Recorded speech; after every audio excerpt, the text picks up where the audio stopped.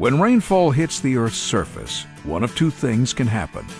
Water can run off the land, or often, with the help of sound land management practices, water can move into the soil to be an environmental positive rather than a negative.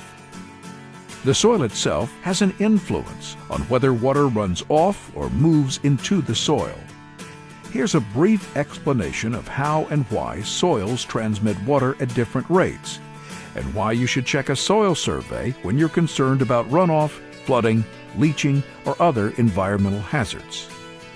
Water movement in the soil is strongly influenced by soil particle size, or texture, as well as structure and pore size. Soil texture is the relative amount of sand, silt, and clay-sized soil particles. Sand particles are the largest, silt is intermediate, and clay is the smallest. Water moves more quickly through the large open macropores found in sandy soils than the smaller pores of silt, or the much smaller flat-shaped micropores in dense clay soils. Soil structure also impacts water movement. Water moves more quickly downward in soils with granular structure than a soil with platy structure that forces a longer indirect path downward. Other structures include prismatic and subangular blocking. Water is nearly always moving in the soil, and it can be in any direction simultaneously. Gravity is the dominant force that moves water downward. Restricted soil layers of compacted soil or bedrock are among the reasons water moves laterally.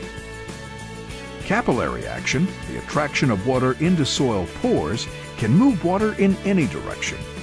Gravity is the primary water-moving force in saturated soils, while capillary actions are the primary forces in unsaturated soils.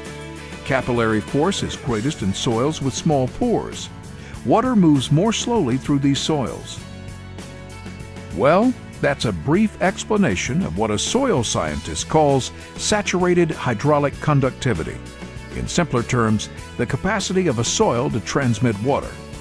Since downward moving water carries nutrients and can carry contaminants into underlying groundwater, soil percolation rates are important in choosing sites for septic fields, landfills, and other waste burials, as well as underground storage tanks and other uses.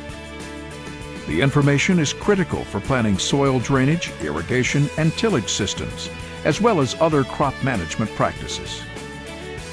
Get the information you need on water movement rates and other soil properties from the soil survey of your area on the web at www.soils.usda.gov.